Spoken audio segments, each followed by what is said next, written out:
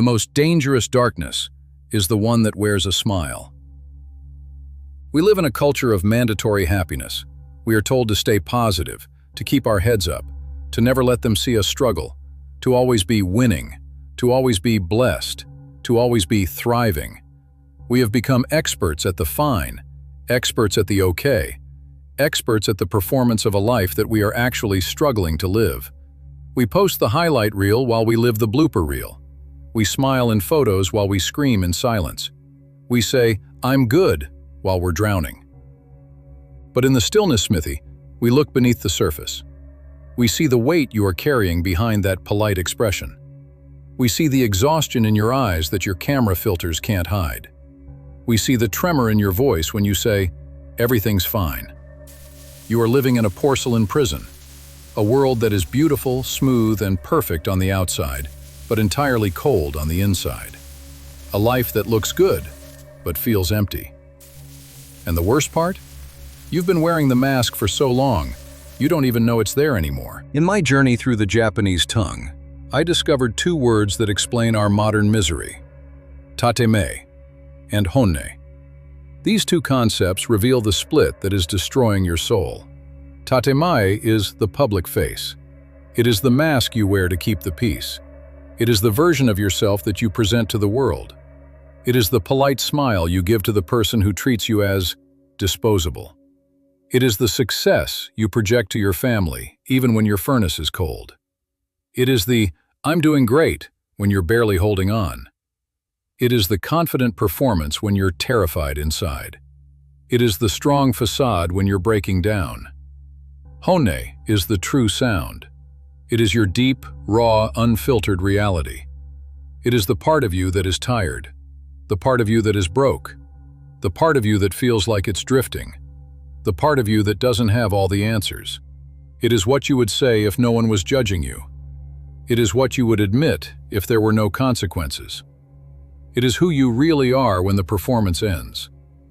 In Japanese culture, there is an understanding that Tatemae and Honne both exist, that you need both to function in society. The public face for harmony and the private truth for sanity. But the tragedy of 2026 is that we have forgotten our Honne. We have spent so much time perfecting the porcelain mask of Tatemae that we have accidentally soldered it to our skin. We have become the performance. We have forgotten what's real. And now, we can't take the mask off even when we're alone. Why is this a prison? Because porcelain is brittle.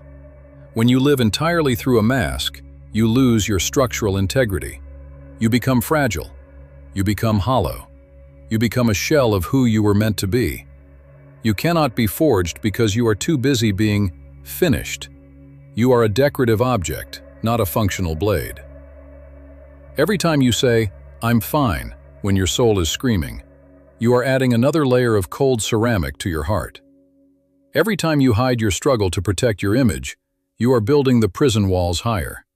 You are insulating yourself from the very heat that is required to change your life. You are avoiding the fire that would transform you because you're afraid it will crack the mask. And here's the cruel irony. The mask was supposed to protect you.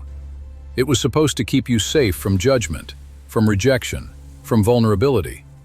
But instead, it has trapped you. You are safe, but you are suffocating. You are polished, but you are empty.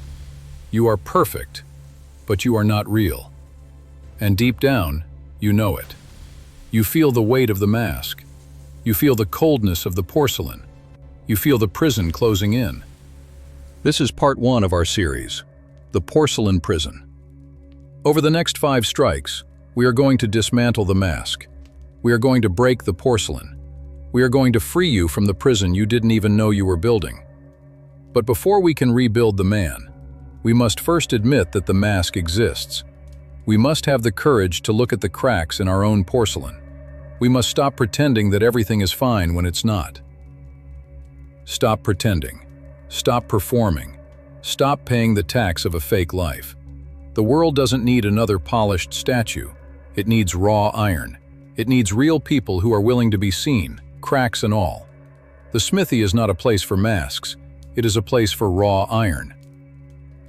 And raw iron is messy, it's ugly, it's honest, but it's the only material that can be forged into something real. Tonight, before you sleep, take the mask off. Not for the world, not for the camera, not for the performance. Take it off for yourself. Face the silence of your Honne. Face the truth of who you are when no one is watching. Face the exhaustion. Face the fear. Face the doubt. Face the cracks. You don't have to fix it tonight. You don't have to have all the answers. You just have to stop pretending. Because the first step to freedom is admitting you're in a prison. One day, time will leave you. Make sure it leaves, knowing you weren't just a porcelain statue. Make sure it leaves, knowing you were a living soul, real, flawed, honest, human. This is part 1. The mask is cracking, and that's exactly where we need to be. Welcome to the series. Welcome back to the Forge.